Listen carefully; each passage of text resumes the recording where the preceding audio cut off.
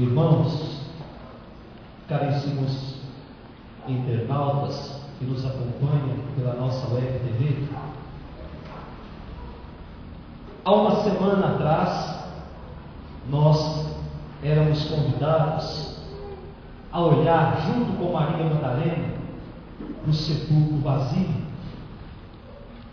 e éramos convidados a nos encher da certeza de que a morte não tinha dado a última palavra. Era a festa da Páscoa. E é de um tamanho tão grande, de uma magnitude tão grande, essa festa para nós católicos, que um dia só não dá para celebrar tudo. Então a igreja pede que celebremos a Páscoa durante 8 dias. É aquilo que nós chamamos de oitava da Páscoa. 8 dias celebrando um único acontecimento, quando Jesus finalmente vence toda situação de trevas, toda situação de morte. A palavra de Deus hoje vem nos apresentar o fruto da ressurreição. Uma comunidade de homens novos, uma comunidade de homens restaurados, que nasce da cruz, que se alimenta da ressurreição. A primeira leitura que nós ouvimos, Atos dos Apóstolos, escrito pelo evangelista Lucas, e ele escreve exatamente nesse trecho para falar do resultado daquilo que foi a experiência da ressurreição, o resultado da pregação dos apóstolos. Ali nasce a primeira comunidade de seguidores de Jesus Cristo, a comunidade de Jerusalém. E o texto de hoje fala exatamente dos aspectos fundamentais da vida da comunidade cristã. A comunidade que nasce do Espírito, a comunidade que nasce do testemunho dos apóstolos. Portanto, a comunidade que nasce do Espírito e do testemunho dos apóstolos deve ser uma comunidade de irmãos, uma comunidade que vive a comunhão fraterna, uma comunidade que se identifica com Cristo, uma comunidade assídua nos ensinamentos dos apóstolos, ou seja, uma comunidade cada vez mais empenhada em conhecer e acolher a proposta de salvação que vem de Jesus. Mas também deve ser uma comunidade que celebra a sua fé, uma comunidade que quer pela oração, quer pela fração do pão, quer pela partilha dos bens, uma comunidade que celebra a fé. A partir do versículo 44 da nossa primeira leitura, olhando com os olhos do mundo hoje, é praticamente impossível um modelo de comunidade assim. O que está escrito lá no 44? Todos os que abraçavam a fé viviam unidos e colocavam tudo em comum, vendiam suas propriedades e seus bens e repartiam o dinheiro entre todos, conforme a necessidade de cada um. Uma utopia isso, gente. Pleno século XXI, mas nós temos algo mais valioso que nós podemos colocar em comum do que os nossos bens. Nós temos os nossos dons, a nossa vida.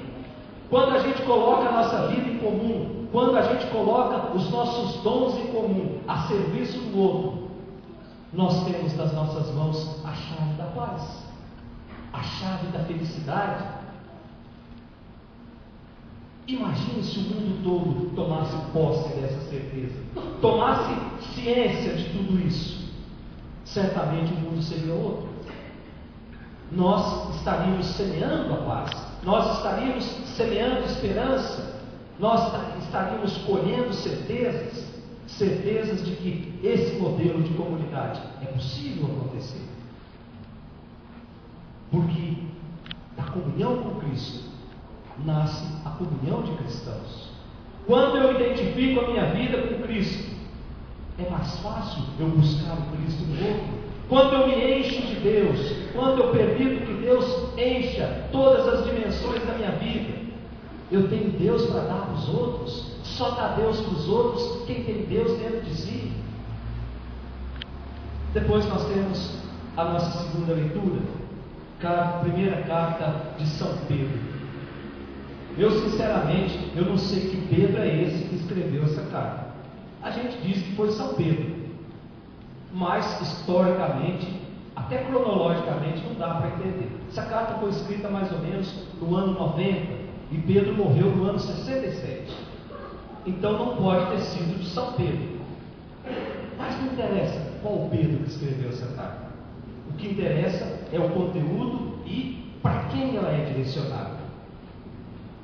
Uma carta, certamente escrita por um cristão anônimo, muito culto, certamente também coordenador de uma comunidade, que escreve no ano 90 para uma comunidade de camponeses, para uma comunidade da zona rural, que estava muito longe dos acontecimentos do centro da cidade.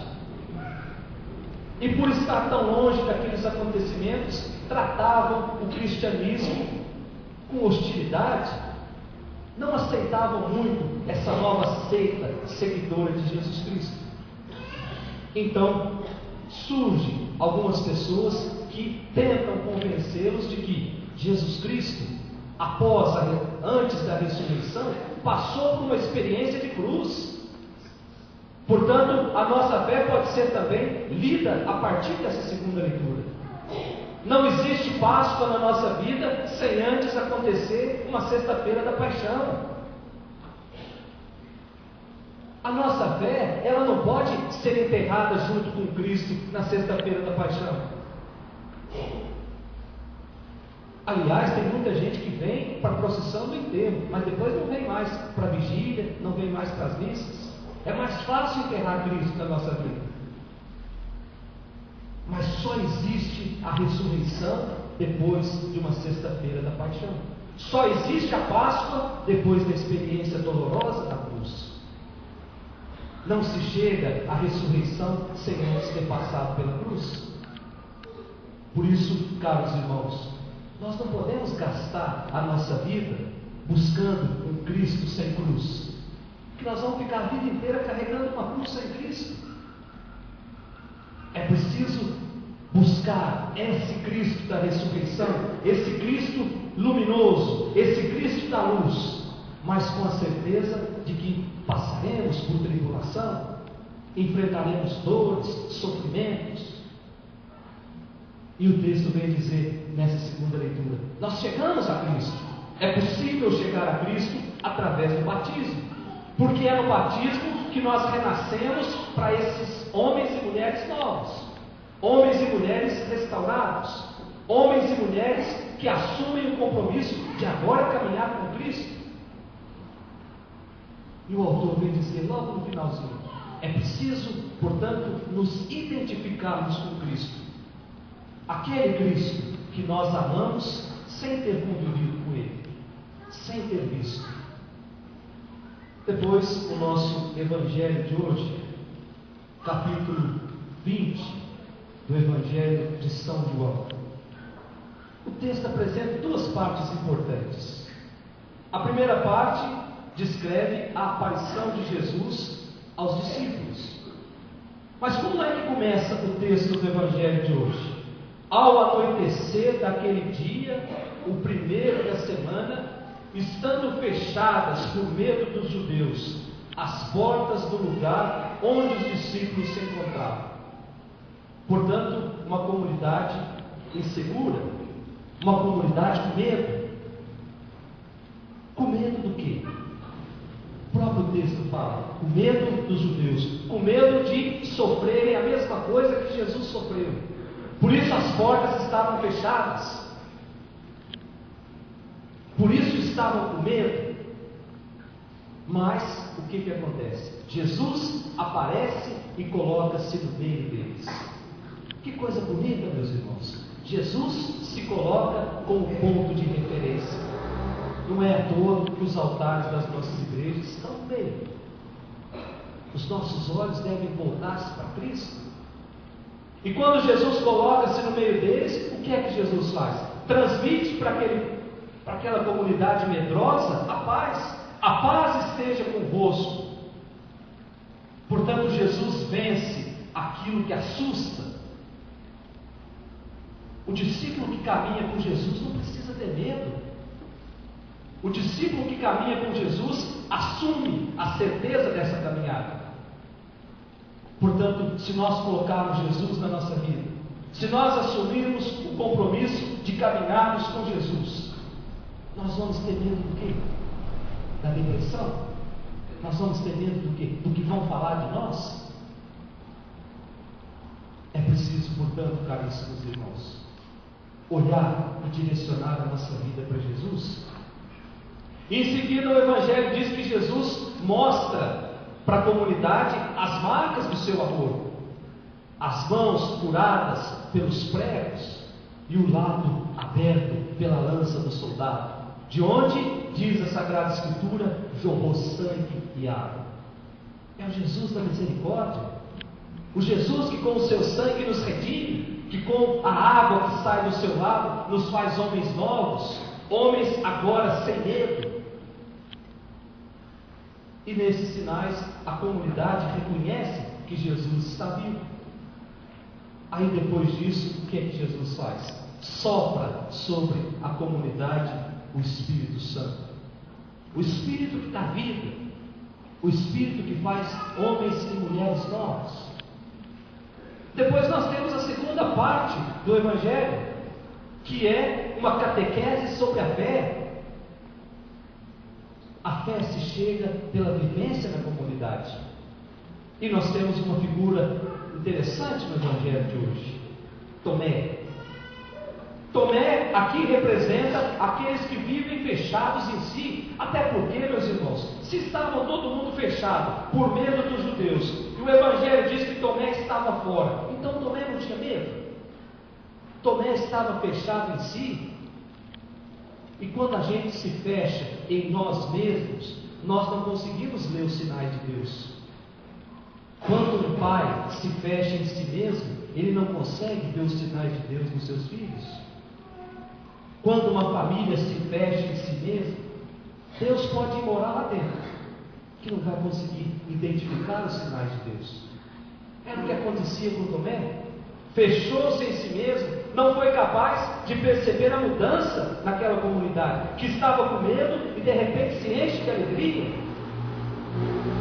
Eu dizia domingo passado, nós não temos provas científicas que Jesus ressuscitou. O que nós temos é a transformação de uma comunidade medrosa, de uma comunidade que vivia nos buracos de Jerusalém. E de repente essa comunidade sai pelo mundo inteiro falando desse amor misericordioso. Nós somos frutos desse anúncio. Portanto, Tomé aqui representa aqueles que se fecham em si, aqueles que acham que Deus deve dar uma demonstração particular. Ah, se eu não vir as marcas dos pregos, e se eu não colocar minha mão lá do lado aberto, eu não acredito. Foi o que disse Tomé. Engraçado que Jesus também não dá o gostinho para Tomé de uma demonstração particular. 8 dias depois, diz o Evangelho, Jesus aparece, e Jesus não chama Tomé num cantinho e fala: ô Tomé, olha aqui, sou eu mesmo, coloca a mão aqui. Jesus fala em comunidade.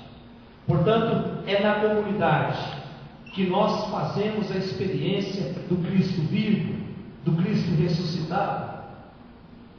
Todas as vezes que nós nos reunimos para celebrar as nossas alegrias, todas as vezes que nós nos reunimos para chorar muitas vezes as nossas dores, para celebrar o amor fraterno, para celebrar o perdão, a vivência da palavra proclamada, nós fazemos a experiência de Cristo na nossa vida.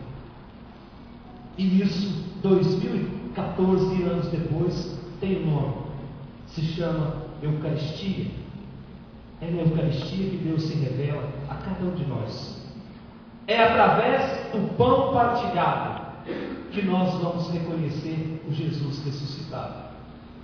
Por isso, caríssimos irmãos, peçamos nessa noite a graça de sermos capazes de reconhecer e de ler os sinais do ressuscitado na nossa vida. de ler os sinais do ressuscitado nas nossas famílias, de nos enchermos de alegria, como aquela comunidade que foi capaz de não pedir demonstração do poder ou se Cristo estava ou não vivo, mas que acreditou. Que nós possamos, ao longo dessa semana, digerir essa palavra e que o Espírito Santo, essa luz que vem do alto, nos explique todas essas palavras. Em nome do Pai, do Filho e do Espírito Santo. Amém.